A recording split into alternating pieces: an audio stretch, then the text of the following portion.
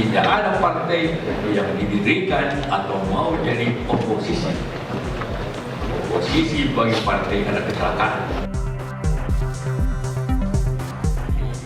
Tidak ada partai politik yang didirikan di Indonesia yang benar-benar mau menjadi oposisi berseberangan dengan pemerintahan. Ini disampaikan oleh Wakil Presiden ke-10 dan ke-12 Yusuf Kala. JK menilai bagi partai politik, oposisi merupakan sebuah kecelakaan karena tujuan dari partai politik adalah berperan sebagai pemerintah. Sekali lagi, tidak ada partai yang didirikan atau mau jadi oposisi. Oposisi bagi partai adalah kecelakaan. Jadi karena itu banyak yang pragmatis. Sering orang bertanya, bagaimana kita menjalankan demokrasi yang jangan macam sekarang ini, demokrasi yang mana, yang dengan cara yang baik. Pernyataan JK ini dilengkapi dengan mencontohkan saat dirinya maju sebagai cawapres. Saat itu, ia tidak didukung Partai Golkar. Namun, saat dirinya berhasil menang, Golkar memilih merapat ke pemerintahan. Pergerakan seperti ini dinilai biasa dan kerap terjadi. Tim Liputan, Kompas TV. Lalu saudara, pernyataan Wakil Presiden ke-10 dan 12 Yusuf Kala, tidak ada partai politik yang didirikan di Indonesia yang mau menjadi oposisi dan oposisi adalah sebuah kecelakaan. Apa makna dari pernyataan Wakil Presiden Yusuf Kala ini? Kita bahas bersama dengan Direktur Eksekutif Indikator Politik, Mas Burhanuddin Muhtadi yang telah bergabung bersama kami di Kompas Malam. Salam sehat Mas Burhan. Malam Yasir. Anda membacanya seperti apa pernyataan dari JK ini? Jadi menurut saya pernyataan JK itu tidak sepenuhnya salah, meskipun juga tidak sepenuhnya benar. Oke. Saya sebut tidak sepenuhnya salah karena memang sistem kepartian kita itu tidak memberikan insentif buat partai politik untuk menjadi oposisi. Jadi ada banyak kerugian, terutama dari sisi finansial. Jadi kalau menjadi partai oposisi itu sulit untuk mendapatkan akses terhadap kekuasaan. Dan karenanya sulit buat partai politik untuk bisa mengembangkan pendanaan politik dalam rangka mencari dukungan elektoral.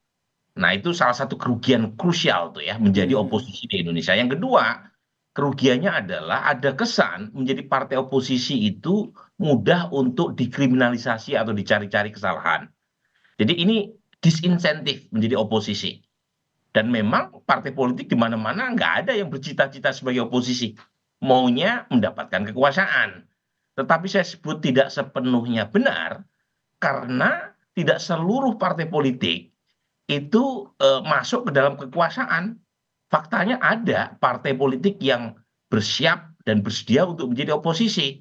Dan tentu itu bukan partainya Pak Yusuf Kala, bukan Golkar. Tapi PD Perjuangan misalnya, itu sudah terbukti 2 kali masa pemerintahan SBY solid, komit menjadi partai oposisi. Demikian juga dengan PKS. 2 kali masa pemerintahan Pak Jokowi itu komit solid menjadi partai oposisi. Jadi sepertinya refleksi Pak JK lebih menunjuk kepada Partai Golkar ketimbang partai secara keseluruhan. Meskipun saya setuju menjadi partai di Indonesia itu insentif menjadi oposisi sangat minimalis. Oke, kemudian juga dalam pernyataan JK ini menyatakan bahwa perlu ada perbaikan demokrasi ke depannya. Nah, menurut Anda yang diperbaiki ini seperti apa sistem demokrasinya kah? Atau insentif oposisi tadi yang Anda sebutkan? Saya setuju sekali tuh atas pernyataan Pak JK. Jadi lesson learn atau inti dari apa yang seharusnya kita pelajari dari pernyataan Pak JK adalah sebaiknya oposisi itu diberi insentif, didorong. Karena oposisi itu pilar penting demokrasi. Kita perlu checks and balances, sesuatu yang tidak muncul dalam pemerintahan Pak Jokowi 2 periode terakhir ini. Jadi supaya partai politik yang mengusung calon presiden yang kalah bersedia menjadi oposisi, mereka harus diberikan insentif secara elektoral, secara finansial. Jadi harus ada bantuan negara buat partai politik oposisi. Karena kalau misalnya semua partai politik masuk ke dalam kekuasaan, maka salah satu pilar penting demokrasi, yaitu adanya checks and balance, itu tumbang, timpang, pincang. Dan kalau itu yang terjadi, yang dirugikan adalah publik. Dan itu yang terjadi dalam beberapa tahun terakhir, yaitu terjadi semacam party collusion. Jadi kekuatan partai pemerintah terlalu kuat, terlalu dominan, dan semua kebijakan, proposal pemerintah itu mulus, lolos di parlemen. Karena hanya dua partai yang berada di luar, yaitu Demokrat dan PKS, dan yang terakhir, Demokrat pun ikut masuk ke dalam pemerintahan. Oke. Jadi betul-betul tidak efektif. Sistem Kita checks and perlu- balance ini yang penting ya dalam sebuah demokrasi ya, sehingga penting bagi oposisi itu ada. Tapi menurut Anda ke depannya ini akan seperti apa? Kalau seandainya kita berbicara soal merubah adanya insentif untuk oposisi, mungkin terlalu jauh begitu. Kalau seandainya ke depannya nanti oposisi yang ada di pemerintahan ke depannya akan seperti apa menurut Anda? Nah itu ya, saya terus terang tidak ingin pemerintahan ke depan pasca Pilpres 2024 itu menumpuk kekuatan pemerintah terlalu kuat, terlalu dominan. Kalau istilah teknisnya namanya super majority grand coalition. Jadi koalisi obesitas, koalisi yang terlalu gemuk karena terlalu banyak lemak jahat, terlalu banyak kolesterol. Jadi kurang lincah dalam bergerak karena terlalu banyak akomodasi politik yang kemudian mengorbankan prinsip teknokrasi dan meritokrasi. Jadi harapan saya, kalau misalnya Pak Prabowo Gibran disimpulkan sebagai pemenang Pilpres, itu sebaiknya ya itu membentuk pemerintahan yang kuat, tetapi juga jangan terlalu dominan. Jadi misalnya 60% kekuatan pemerintah di parlemen cukup, sisakan 40% partai-partai di parlemen yang komit untuk memerankan diri sebagai oposisi. Biar ada Jadi yang ngecek begitu ya.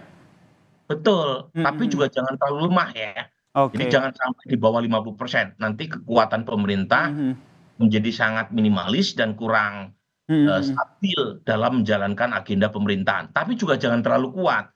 Jadi yang pas memang yang tengah-tengah saja. Ya, kisaran 60%. Menurut saya itu sesuatu yang sehat. Pemerintah masih efektif, efisien menjalankan agenda pemerintahan.